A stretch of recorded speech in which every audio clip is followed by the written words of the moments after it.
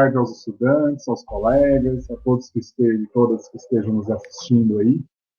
Hoje é dia 11 de maio, segunda-feira, e vocês estão em casa, com certeza devem ter acompanhado recentemente alguns episódios, né, da política contemporânea, do tempo presente. A gente tem visto o movimento mundial, mas também ao mesmo tempo nacional, e que a gente vai discutir hoje, né, a partir um pouquinho do que nós recebemos, principalmente a gente recebeu algumas demandas, alguns estudantes entraram em contato comigo, acredito que o professor Reinaldo também, nosso convidado, que já vou apresentar, e que tem discutido um pouco essa questão, né, sobre o episódio de 31 de março de 64. E aí a gente tem visto, né, a partir disso, então, alguns grupos tentando comemorar essa data.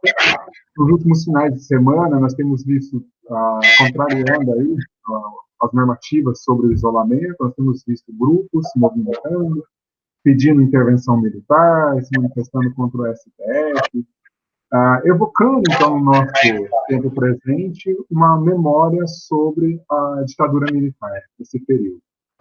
Então, para a gente começar, né, estou aqui hoje com o professor Reinaldo Benedito Nishikawa, meu colega do Instituto Federal do Paraná, Campos Londrina, professor de História, e que eu vou já lançar a primeira pergunta para a gente debater aqui. Reinaldo, diz aí, golpe militar ou revolução de 64? Bom, Max, tudo bem? É um prazer falar de novo com o historiador, né? Nós que somos considerados os dois melhores historiadores do IFPR Londrina.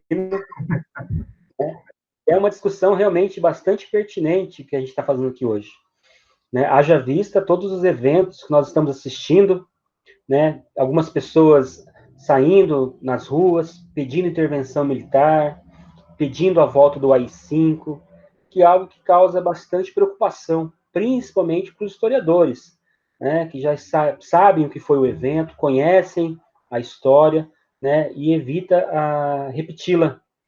E é uma pergunta muito interessante, porque a própria questão de revolução ou democracia, né, essas questões que nós estamos trabalhando hoje, golpe ou foi ditadura, são questões que a gente pensar historicamente, elas são cheias de conceitos que podem ser atribuídos, né? Por exemplo, Max, quando a gente fala, por exemplo, do evento que aconteceu, que tirou o governo do Salvador Allende, no Chile, né, e impôs o governo do Pinochet, nós geralmente colocamos como golpe chileno, né? Falamos chileno.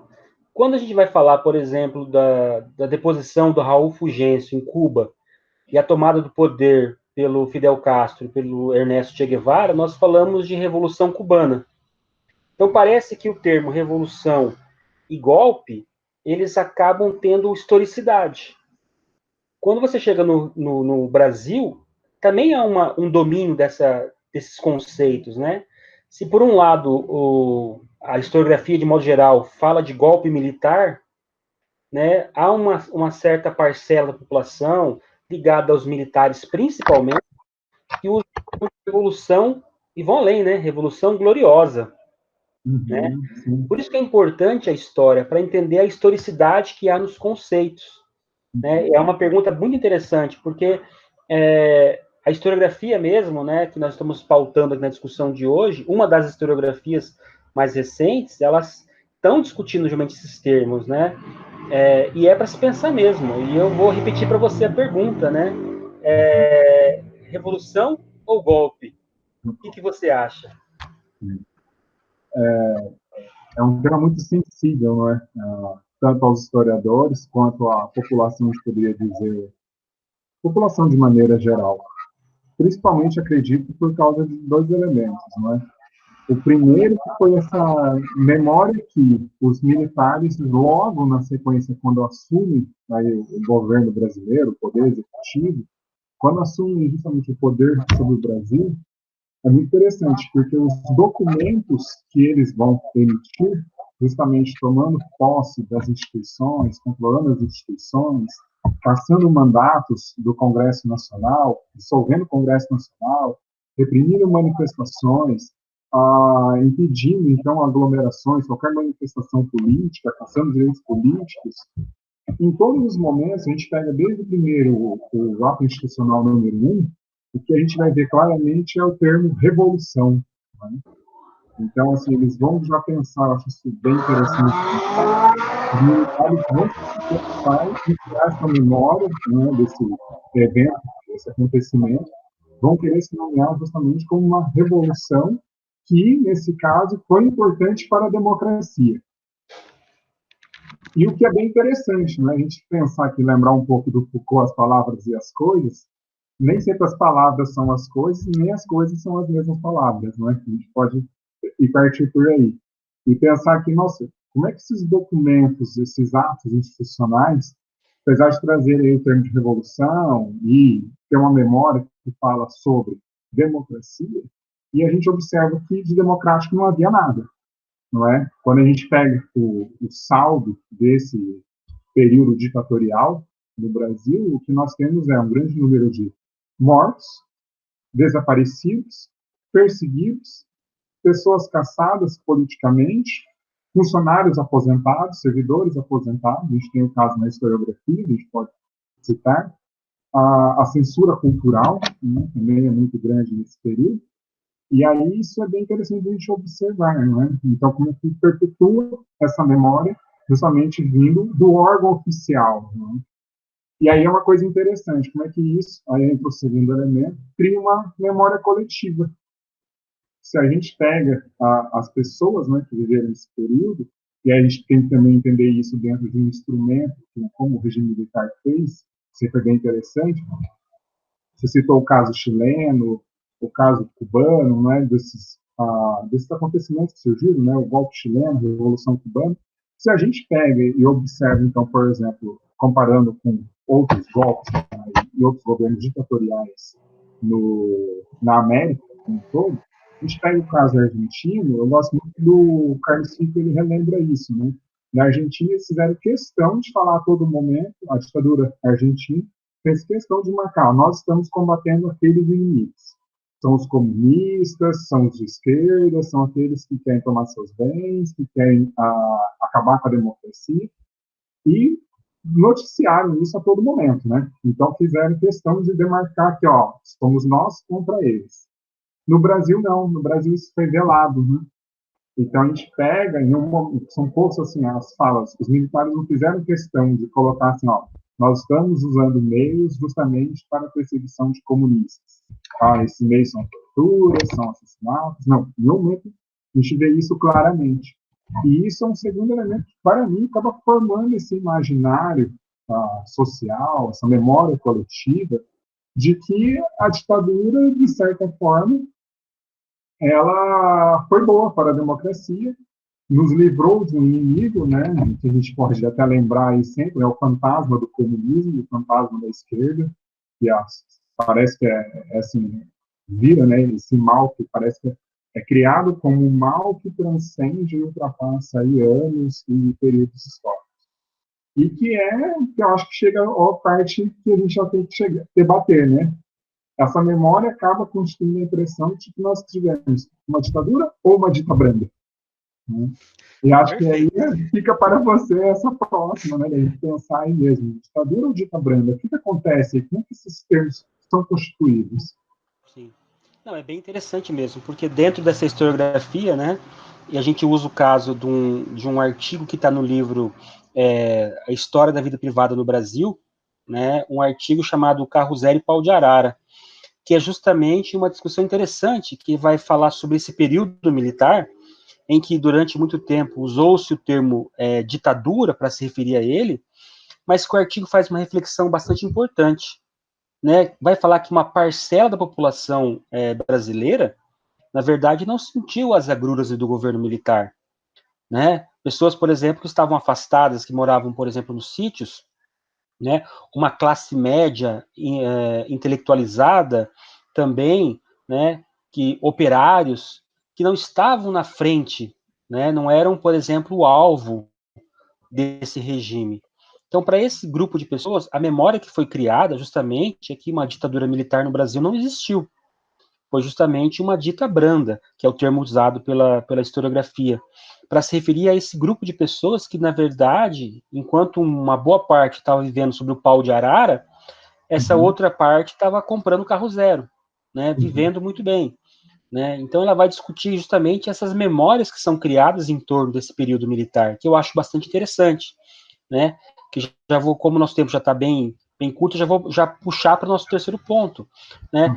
Quem é, né, ou quais são esses grupos que veem o período militar como algo bom, né, que enxergam isso como uma dita branda ou como uma revolução gloriosa?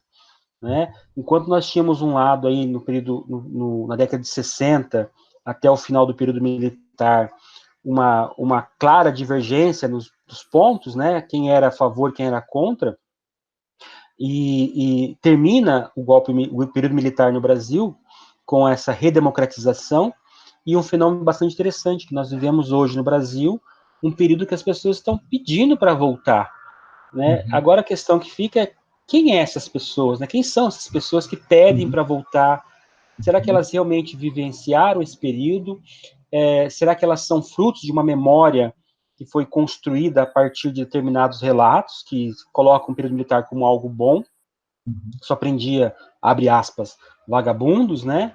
Pessoas que não queriam trabalhar e comunistas que comiam criancinhas de madrugada. Então, assim, eu acho que se a gente pensar no perfil das pessoas que hoje estão nas ruas pedindo isso, fica bastante claro, né, que historiografia que eles estão se utilizando, né, ou de que linguagem, nem vou falar uma historiografia que seria uma denegrir a profissão do historiador, mas que tipo de linha eles estão adotando, que é algo bastante pertinente.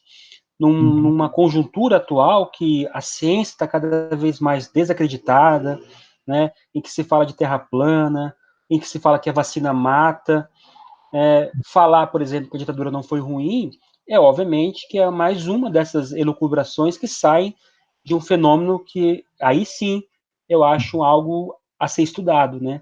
Hoje, o mundo, de maneira geral, está voltando as suas costas à ciência, em um período de pandemia que, novamente, a ciência que é a única luz que se encontra. Né? E eu acho que, para você encerrar, Max, com chave de ouro aí, eu também queria ouvir de você, né, juntando essas pessoas que estão pedindo isso hoje, em 2020, juntamente com essa memória da dita branda que se tanto urge nessas pessoas que reclamam, né, o direito de voltar a um período militar no Brasil, né? Quem são essas pessoas? Por onde andam? O que elas comem? Né? O que elas leem, Max? Como se reproduzem, que é uma Como se reproduz? Isso principalmente. Como se reproduzem? Isso aí acho que é uma questão historicamente importante. Ó, se a gente pegar um pouco esse termo dita branda, teve um episódio justamente que a Folha de São Paulo, né, lançou no seu editorial, recentemente não, mas eu acho que foi de 2010, entre 2010 e 2013, né, lançou o editorial falando. Veja você como são essas atualizações, que eu acho importante a gente sempre discutir isso, né? O editorial da Folha de São Paulo, ao querer justamente estava fazendo uma análise do governo chavista, não é, sobre o caso Venezuela, e quis remeter às ditaduras, não é, fazer essas comparações com ditaduras na América, e colocou justamente que no Brasil a gente teve a dita branda, né? E aí, acho que mais importante do que nunca é a gente entender, por exemplo, o trabalho da Comissão Nacional da Verdade. Sim. Não é? De realmente assim, fazer um grupo de especialistas, cientistas, historiadores, cientistas sociais, um grupo muito bem aí, amparado, tanto aí pelas instituições, legalmente, mas também justamente pelo conhecimento científico, para poder averiguar, quem foram esses perseguidos, para a gente poder falar isso, não é? Como assim surge esse termo de dita branda? Porque o que acontece? Como se a gente pudesse, e aí acho que essa é a grande questão, né?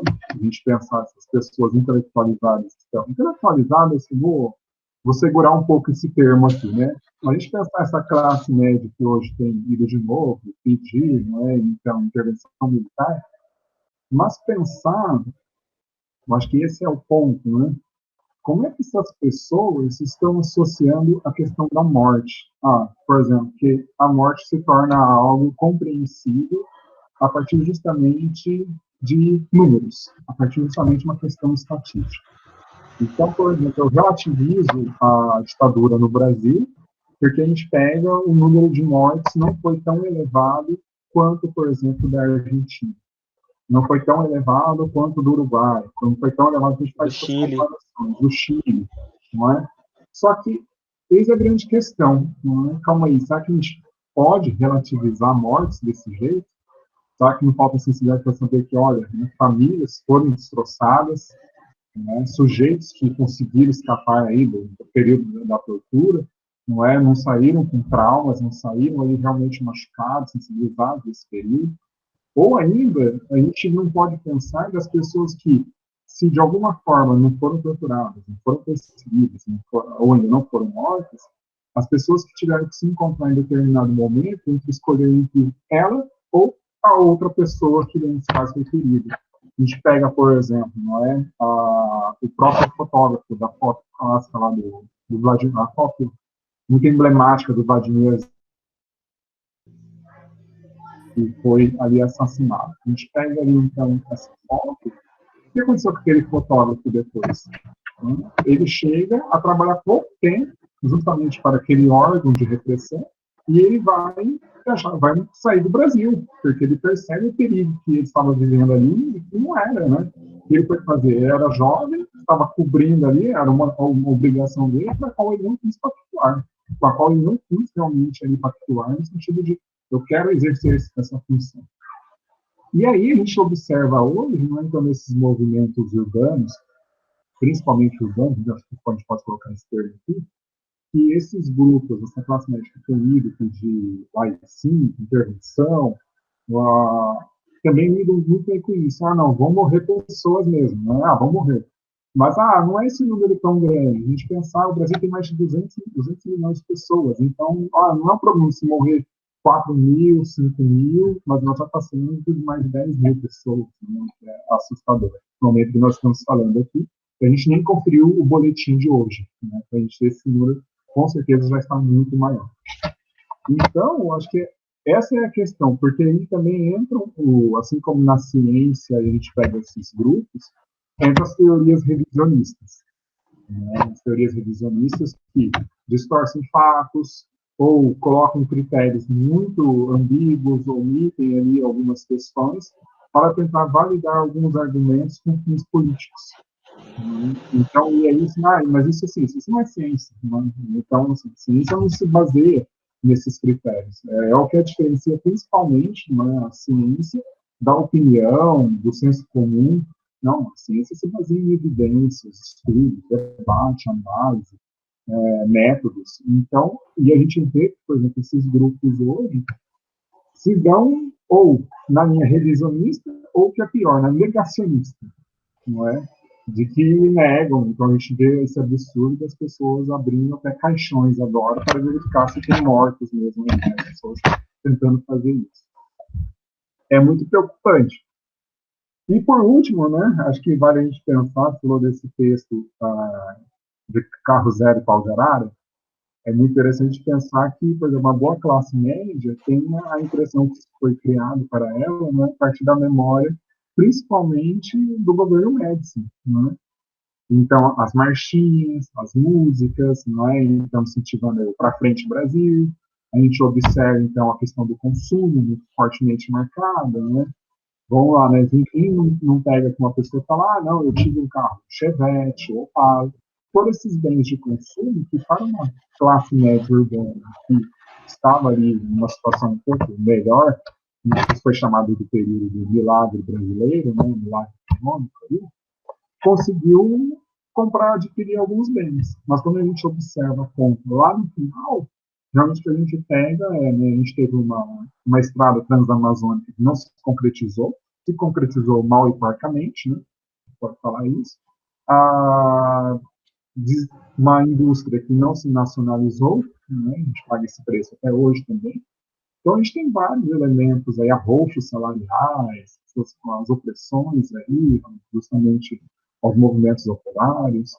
Então, a gente tem que pegar toda essa ponta, né, todo esse análise isso de acordo com o que foi feito no período, e realmente atualizar isso no presente, não é? No presente fazer essas questões do que, ó, o que se realizou ali, né? E de que forma a gente pode tentar que isso não se. Então, uma proposta interessante nessa perspectiva que a gente deve encaminhar aqui realmente com a história. Acho que realmente tem muita coisa para refletir, né? O Isso tempo é para a pouco, gente, o mas tempo é pouco. eu acho que Muito. para aqueles que estão nos ouvindo, que seja mais uma forma de buscar, né?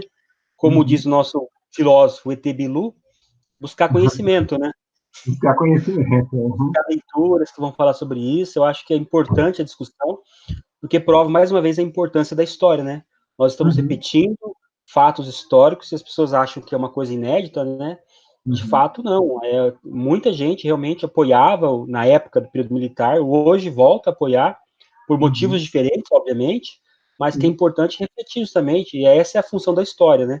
E eu vou falar uma coisa para você, Max. Eu sinto o historiador que vai ter que escrever os nossos 5 anos, né, os últimos 5 anos aqui, vai ser muito difícil entender esse processo aí. Vai exigir um poder de síntese muito grande, de análise, sinceramente, e que se a gente pega, a gente pode fazer alguns paralelos aqui. Se a gente pega artigos aí de um tempo de curta duração, mas se a gente pega, por exemplo, documentários, qualquer outro material aí que pega esse período, você vê que as pessoas estão sendo surpreendidas, porque cada dia aparece um novo episódio que você não consegue. Né? Na verdade, eu costumo brincar que o Brasil é muito melhor do que a ficção. Para acompanhar, está muito melhor do que a ficção, assim, em termos de tensão, suspense, narrativa. Os personagens dão reviravoltas, está bem, assim, tem uns pontos aí bem emblemáticos. Então, realmente, acho que é o momento aí da história tentar, não é?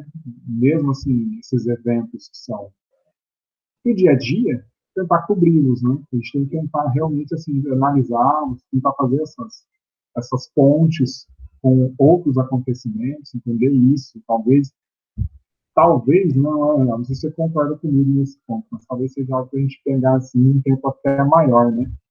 A gente fala, normalmente eu vejo alguns trabalhos históricos que colocam assim, da ditadura militar à redemocratização. Talvez seja interessante a gente pensar, né, do governo da ditadura militar até pensar 2020, né, 2021, 2022, né? Vai ter que repensar esses marcos cronológicos agora, né? Isso vai ser um grande ponto aí. É muito legal. E agora acho que a gente pode encerrar, então.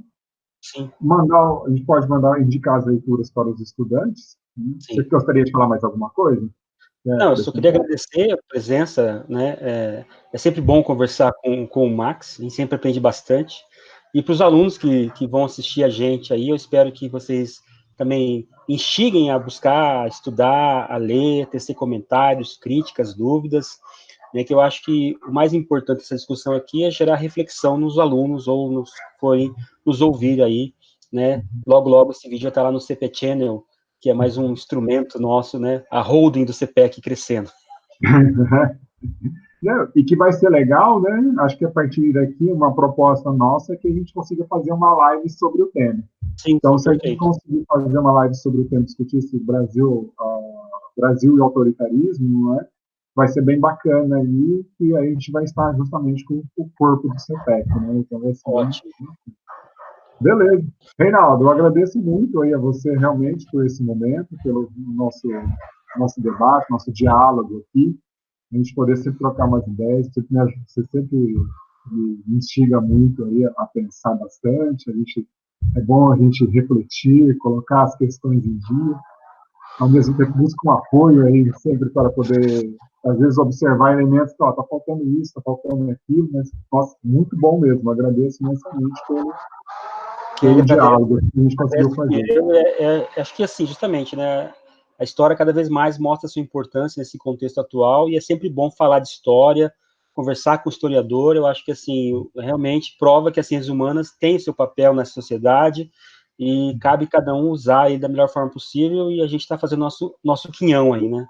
Então, assim, agradeço novamente, espero que os alunos que estão nos ouvindo, os ouvintes que vão nos ver logo mais, aproveitem também e compartilhem, né, o máximo possível para que, quem sabe, outros temas podem surgir a partir dessa discussão de hoje. Fazer algo que nem os youtubers fazem, ó, é só você clicar aqui, ó, daí você dá um like, dá um curtir, comente lá com a gente. Compartilha com seus amigos. Compartilha aqui, ó, assim, né? Parece que tá aparecendo alguma coisa. Não, não tá.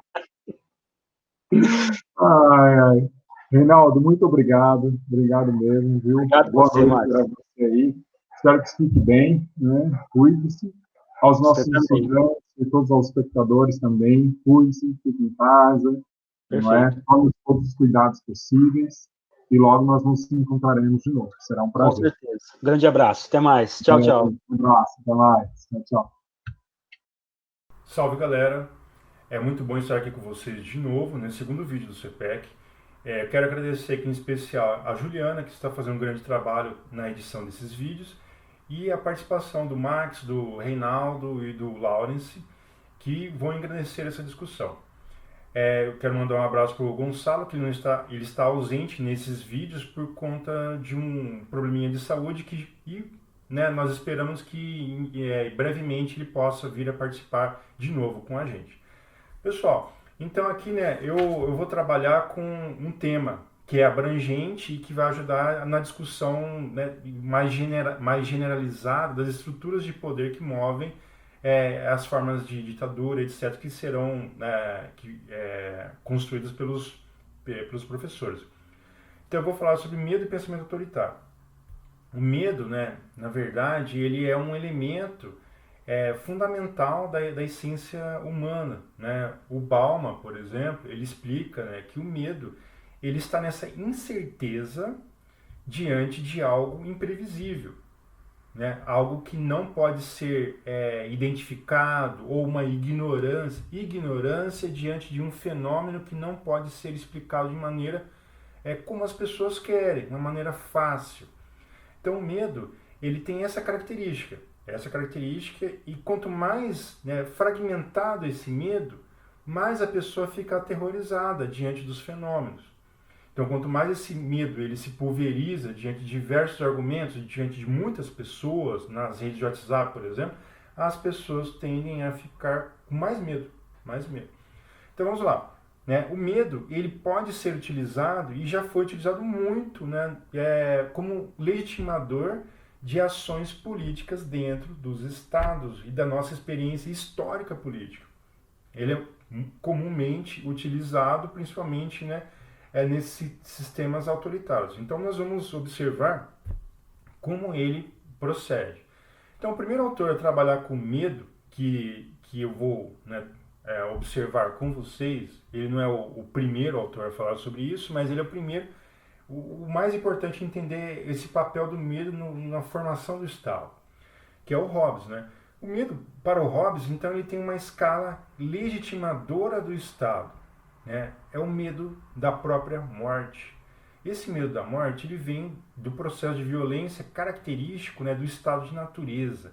Os indivíduos no estado de natureza, eles têm uma ação completamente animal, por isso que ele chama de instinto de lobo, essa ação animal de tentar, né, ultrapassar os seus limites para conquistar, né, os seus desejos, a sua ganância, etc. Por isso que ele chama de instinto de lobo. E para o Hobbes, né, isso provoca no estado de natureza um medo da própria morte. E esse medo da morte faz os indivíduos se organizarem para tentar acabar com isso, né, organizar esse movimento de busca pela paz, e isso é finalizado e concretizado no contrato social. O contrato social, dessa forma, estabelece, né, que os indivíduos entregam todos os seus poderes, ou seja, as suas liberdades, né, nas mãos do rei. Né? E o rei, né, por outro lado, né, ele vai centralizar esses poderes. Quais poderes que os indivíduos entregam?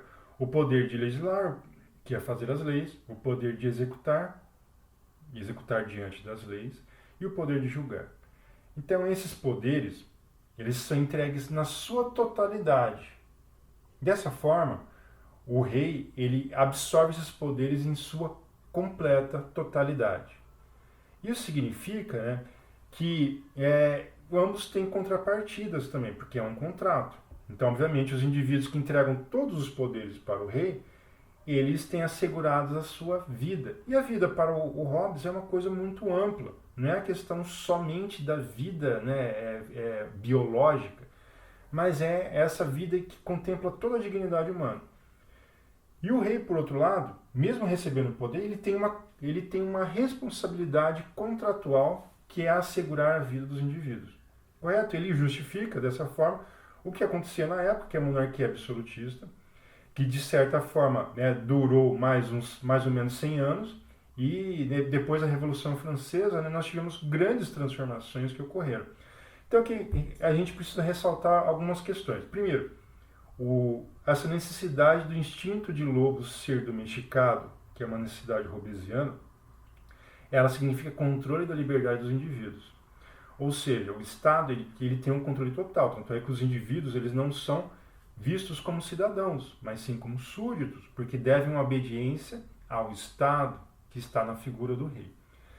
Então, dessa forma, né, esse controle ele é coercitivo, porque o Estado, na figura do rei, tem o seu exército e sua polícia, que não se volta apenas para fora em alguns momentos, se volta para dentro, na maioria das vezes, para controlar a sua população. Na forma do policiamento ostensivo e na forma do exército, né, etc. Ou seja, um poder coercitivo que ajuda a controlar esse instinto de lobo voraz dos indivíduos, né, que gera uma violência. Ok? Essa forma de governo ela durou pouco, como nós vimos, né, e o sistema democrático, né, ele surge e numa escala assim, mundial. Em contrapartida, ele coloca a separação e a autonomia dos poderes, para evitar tiranias. Porque uma concentração de poder nas mãos de uma pessoa pode gerar uma tirania, que é um governo na qual prejudica os próprios indivíduos dentro de um país. Então, a separação e autonomia dos poderes evitaria, né, nesse caso, né, esse excesso do uso do poder. Então, nós teríamos um judiciário, um executivo e um legislativo autônomos, ou seja, cada um, né, andando por conta própria. Dessa forma, né, essas ideias, mesmo se generalizando de uma maneira muito grande a democracia, as ideias desse pensamento, desse tipo de governo centralizador ainda continuaram persistindo, principalmente dentro do que nós, né, começamos a conhecer a partir da modernidade, que foram as ditaduras. Então, as ditaduras, né, elas se caracterizam por esse fechamento. Então, mas nós temos uma reviravolta mais interessante ainda que se dá na época do nazismo e do fascismo, que é o totalitarismo. Esses governos, que aconteceram na Alemanha e na Itália, se caracterizaram essencialmente por uma coisa que não tinha sido vista até então na história, que era um controle das vontades, dos desejos e das mentes dos indivíduos de maneira total. Ou seja, o Estado não consegue essa autoridade toda a partir de um poder coercitivo, mas sim de uma vontade dos indivíduos que participam ativamente dentro do Estado, pensando de maneira única e dessa forma, né, agindo, né, no sentido de expurgar tudo aquilo que pensa diferente. Nós tivemos exemplos bizarros, né, como, por exemplo, pais denunciando filhos no nazismo e filhos denunciando pais. Isso é muito bizarro. Pessoas denunciando vizinhos. Isso é uma ação. Isso não é um processo só de ficar, né, esperando a autoridade vir e te repreender. É um processo na qual o indivíduo age com muita vontade, né, ele tem uma vontade política de participar desse corpo totalitário, desse corpo tirânico, né, dessa maneira. Então aqui nós temos a formação de uma personalidade autoritária. Essa personalidade autoritária, ela se legitima o Estado a partir da construção do inimigo oculto, ou seja, do medo. O medo de alguma coisa oculta. Como, por exemplo, o comunismo. Nossa, o fantasma do comunismo, que sempre assombrou a humanidade desde o século XIX. Que ninguém sabe onde está. Ninguém sabe como que é, qual é o corpo disso. E no caso do nazismo, uma questão racial com relação aos judeus. Mas nós tivemos outras pessoas que foram perseguidas, né, por conta de serem diferentes, de homossexuais, né, até, né, dissidentes políticos, que eram enquadrados nesses eixos. Todo dissidente político era comunista ou judeu, e se fosse enquadrado seria expurgado. Então, nesse caso, né, nós temos aqui, né, uma legitimação também pelo medo. Dessa forma, né, o Adorno ele vai ficar preocupado com uma coisinha que é extremamente importante, tá, galera? Que é esse pensamento autoritário. O nazismo e o fascismo acabaram, né, no final da Segunda Guerra Mundial, mas todo mundo ficou assim receoso quando que esse processo poderia voltar. Dessa forma, o Adorno ele faz uma pesquisa ampla com vários psicólogos sociais, né, cientistas políticos e sociólogos nos Estados Unidos dos anos 50, para tentar ver se nos Estados Unidos existe essa personalidade autoritária e se ela pode ebulir, né, ou seja, ela pode entrar em ebulição e legitimando um governo autoritário num dos países que tem uma experiência democrática extremamente grandiosa. Então aqui nós temos, né, ele pesquisou em cima de 3 eixos, cada eixo tem várias questões, né. O primeiro eixo é a capacidade de seguir um líder a qualquer custo, ou seja, como que os indivíduos se entregam às vontades e desejos de um líder, né, carismático, por exemplo, e seguindo ele a qualquer custo. O segundo, a agressão autoritária, ou seja, a capacidade que os indivíduos têm de excluir ou de punir as pessoas que são diferentes no seu comportamento, pensamento, etc. E no convencionalismo, né, que é justamente essa cultura da ordem, da religião, né, e do pensamento anticientífico. Então, dessa forma, se você ficou incomodado com isso, é porque você está pensando que isso está acontecendo no Brasil. Então, nós temos isso de fato. O Fórum Brasileiro de Segurança fez uma pesquisa com essa base do Adorno para tentar descobrir a personalidade autoritária dos indivíduos. E essa pesquisa foi feita em 2017, olha só. E o que ela apontou? Ela apontou que o brasileiro se encaixa em todas essas características da escala F do Adorno, a escala fascista. Isso é muito interessante, tá, galera? E diz muita coisa. Então, essa pesquisa eu vou deixar aqui na descrição para vocês, tá? E fica uma pergunta, né? Será que esse medo que você sente legitima governos? Legitima poderes constituídos? Será que esse medo ele pode legitimar, né, essas autoridades? Será que ela pode legitimar outras formas de governo que não seja a democracia? E fica aqui uma sugestão de filme que é muito interessante, que é o V de Vingança. V de Vingança, né, é um filme que foi feito mais ou menos entre 2008 e 2009, e ele fala justamente dessa noção, medo, sistemas autoritários, totalitários fechados, tá? E como se constrói isso.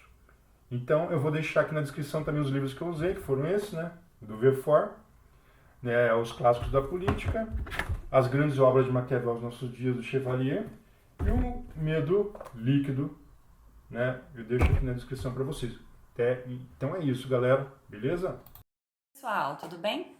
Eu vou falar um pouco com você sobre alguns artistas das décadas de 60 e 70, conhecidos como geração mimeógrafo, que foram assim chamados pela dificuldade de edição de seus escritos e que pontuavam alternativas poéticas durante a ditadura militar. A derrota dos movimentos populares, como os motins estudantis, a instauração do Ato Institucional número 5 e também o crescente monopólio do capital estrangeiro, todos eles se somaram à censura cada vez maior no país, o que impediu qualquer ato de oposição ao regime. E isso, é claro, teve consequências também na literatura. É nesse cenário que o poder do Estado acaba se tornando cada vez mais coercivo e, é claro, que para atingir a população ele recorre a vários veículos de propagação cultural, sendo os mais usados para poder também explorar os valores de seus interesses a TV e o cinema, tá certo? Então a cultura ela é sempre usada para que o Estado manifeste o seu interesse e atinja a população. E é nesse contexto opressivo que surge então a geração mimeógrafo, conhecida como marginal, e que tem tendência breve e instantânea. Então eu vou apresentar para vocês um dos poemas produzidos por essa geração e que dá um pouquinho da ideia do que eles faziam, tá certo? O poema diz assim: vai ter uma festa que eu vou dançar até o sapato pedir para parar. Aí eu paro, tiro o sapato e danço o resto da vida.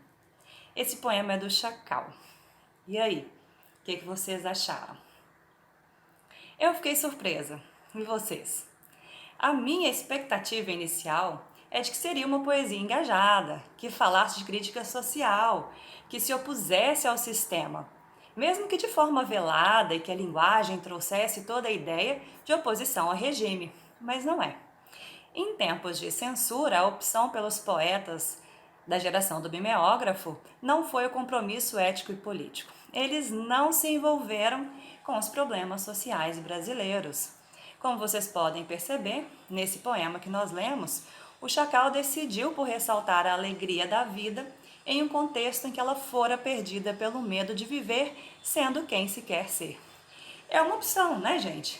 Se eu não posso ser quem eu quero, então eu vou colocar uma poesia em que eu posso ser feliz. Ele apela, então, para a ludicidade e se opõe à seriedade da ditadura, de suas imposições, em uma festa na qual eu posso tirar o sapato, eu posso quebrar o protocolo e posso dançar pelo resto da vida, o que não se pode fazer em uma ditadura.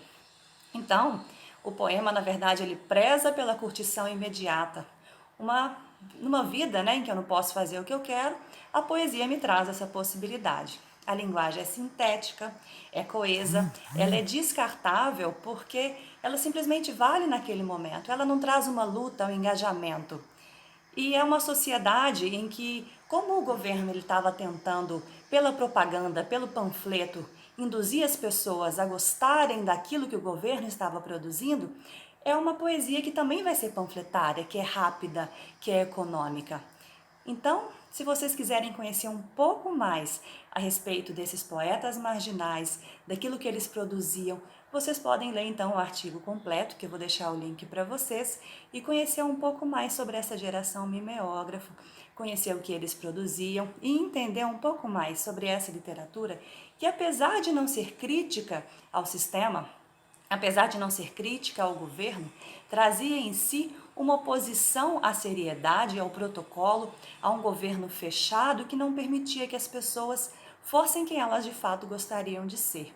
Então eu vou deixar o link para vocês, vai estar aí na edição do vídeo, e vocês podem conhecer um pouco mais a partir da leitura do artigo do Pedro Craveiro, da Universidade Santa Bárbara, e conhecer um pouco mais sobre essa geração, tá certo? Beijo para vocês, estamos com saudades e espero que até breve. Olá, pessoal! Eu separei para falar para vocês sobre alguns trabalhos artísticos que foram desenvolvidos durante a ditadura militar no Brasil. Mas antes de mais nada, a gente precisa entender que a arte e a cultura sempre serão alvos de perseguição e até controladas por governos autoritários, porque o autoritarismo, ele não tolera a livre expressão das pessoas, principalmente se ela demonstrar ou mesmo insinuar, de acordo com a concepção deles, oposição ao regime vigente. Uma obra de arte não impõe nada, mas ela nos convida à reflexão. É o caso da montagem teatral O Rei da Vela, feita pelo famoso Teatro Oficina, em 1967, em plena ditadura militar, dirigida por José Celso Martinez Correia, o Zé Celso. A peça foi escrita por Oswald de Andrade, em 1933, sendo publicada somente em 1937. É considerada a primeira obra teatral modernista. Mas mesmo para a época, em 1937, essa peça foi considerada muito inovadora e muito alternativa, mesmo para os modernistas. E somente 30 anos após a sua publicação é que ela encontra espaço para ser encenada e vai ser feita pelo Teatro Oficina.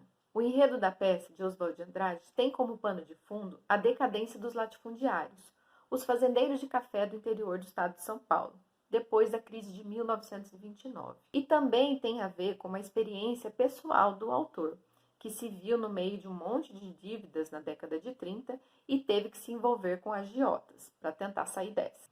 A peça é dividida em 3 atos e conta a história de Abelardo I, um agiota e também dono de uma fábrica de velas. Abelardo I tem um casamento de conveniência com Heloísa de Lesbos, que é filha de fazendeiros decadentes e que viram nesse casamento aí uma salvação financeira para essa família. Como agiota, ele cobra juros exorbitantes. E quem não consegue pagar suas dívidas, ele acaba enjaulando dentro do seu escritório. É dono de uma fábrica de velas porque ele entende que com a crise as pessoas não terão dinheiro nem para pagar a conta de luz. Por isso, precisarão de velas. Outra justificativa é que com a crise muitas pessoas se suicidam e para o velório também vão precisar de velas. A obra, ela ressalta o mau caratismo e o desejo pelo poder, pelo sexo e pelo dinheiro dessa decadente família de fazendeiros de café. O texto faz uma crítica, sem amenizar a situação, às relações familiares hipócritas que buscam o poder e o dinheiro acima de tudo. O texto personifica a aristocracia rural, por exemplo, na figura de Heloísa de Lesbos, a mulher do Abelardo. O próprio Abelardo, ele representa a burguesia. O irmão da Heloísa, ele representa os intelectuais vendidos ao capital. E no segundo ato aparece o Mr. Jones, que ele representa esse capital estrangeiro. Então, todo o espetáculo ele é uma grande metáfora a esse Brasil que se vende ao capital estrangeiro. O serviço de censura de diversões públicas que existia na época, ele deixou essa peça acontecer, mas censurou muitas falas do espetáculo. Na verdade, eles não entendiam muito bem as metáforas presentes no texto. Era isso que acabou garantindo que a peça fosse encenada. Mas acontece que houve censura por parte do próprio público que foi assistir. Então, em 1967, quando algumas pessoas assistem esse espetáculo pela primeira vez, elas vão ficar um pouco chocadas, porque o José Celso, ele traz uma inovação na apresentação. Faz um teatro muito carnavalesco, né? Muito dionisíaco. E as pessoas, em 67, não estavam acostumadas com esse tipo de apresentações. Era bem escrachada, era bem debochada, utilizava das linguagens circenses, o palco era rotatório, enfim, tinha uma série de inovações que as pessoas não estavam preparadas naquele momento, além do teor do texto, né? Então, muitas pessoas saíram chocadas e as próprias pessoas que estavam assistindo acabaram ligando para a polícia ou para a censura e denunciando o espetáculo. Mas ele acabou acontecendo ainda em 1967, aos trancos e barrancos, ele continuou sendo encenado. Em 1968, ele vai ser barrado, né, vai ser proibido de apresentar algumas vezes, porque aí vai se intensificando cada vez mais a censura.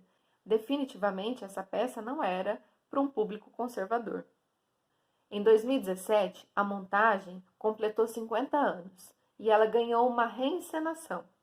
O Zé Celso continuou dirigindo a peça e, além de dirigir, ele passou a atuar também no espetáculo.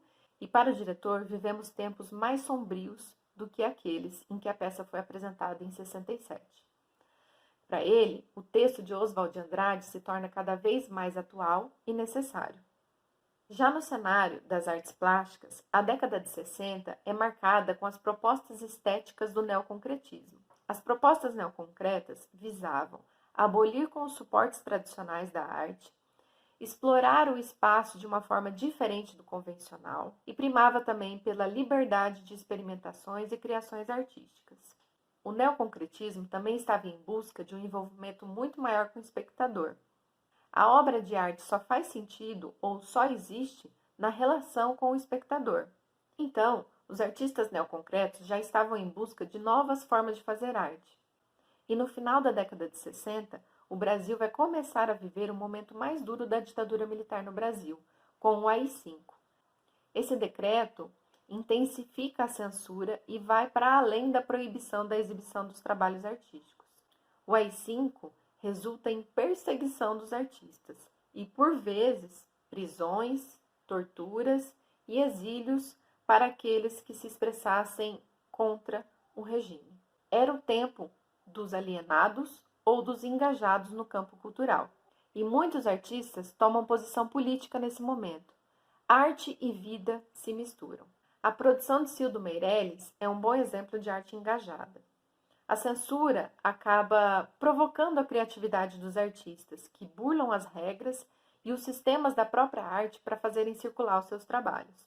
Cildo Meirelles, então, em 1970, cria uma série chamada Inserções e Circuitos Ideológicos. É uma série que conta com 2 projetos. O primeiro é chamado Projeto Coca-Cola. As garrafas de Coca-Cola na época, elas eram retornáveis, ou seja, você comprava a primeira garrafa por um valor um pouco mais alto e tinha direito ao vasilhame. Das próximas vezes que você quisesse comprar uma Coca-Cola, você tinha que devolver esse vasilhame e pegar depois um cheio por um valor um pouco menor. Essas garrafas vazias voltavam para a indústria, eram higienizadas e depois preenchidas novamente com o líquido e retornavam para os supermercados. Cildo Meirelles, então, cria adesivos de fundo transparente escrito em branco e cola nessas garrafas de vidro de Coca-Cola. As mensagens continham frases contra o regime político da época, instruções para fazer coquetel Molotov e até mesmo frases contra o imperialismo norte-americano. A Coca-Cola não foi escolhida por acaso. A ideia do artista era de usar a própria estrutura consumista para fazer circular o seu trabalho. O segundo projeto dentro dessa série é o Projeto Cédula. Cildo Meirelles vai carimbar em dinheiro de verdade, a seguinte frase: quem matou Herzog, ele faz isso em dinheiro que estava circulando naquele momento. Vladimir Herzog foi um jornalista preso, torturado e morto pela ditadura, mas sua morte foi divulgada como suicídio. Somente anos depois é que a verdade veio à tona. Mas esse acontecimento, na época, deixou os movimentos de resistência à ditadura revoltadíssimos. E a pergunta carimbada na cédula circulou, pois quem jogaria dinheiro fora? A arte de Cildo Meirelles vai para além de uma arte de protesto. Ela também questiona os próprios meios da arte. Resgata as ideias de Duchamp e mesmo da pop art. Era preciso burlar as regras para a arte continuar a existir. E nesse processo, novos suportes, novos espaços, novas formas de se relacionar com o público são estabelecidas nesse momento, levando às últimas consequências aquilo que os neoconcretos já propunham no começo da década de 60. Com esses exemplos que eu trouxe para vocês de trabalhos artísticos, a gente pode perceber que, diante de um sistema autoritário de censura, os artistas passam a fazer dos seus trabalhos um ato político de resistência. É uma forma deles estarem no mundo, uma forma de conversar com o mundo naquele momento. A minha intenção com esse vídeo, obviamente, que não era de dar conta de toda a produção artística feita durante a ditadura militar. Ela é uma produção muito extensa e muito complexa. Mas é impossível a gente ver um trabalho que foi produzido durante o contexto sociopolítico do Brasil na ditadura militar e não associar o que estava acontecendo. Então, mesmo que uma arte produzida nesse momento não seja engajada politicamente, o contexto histórico vai influenciar e vai pesar sobre sua existência. Espero que vocês tenham gostado e até a próxima!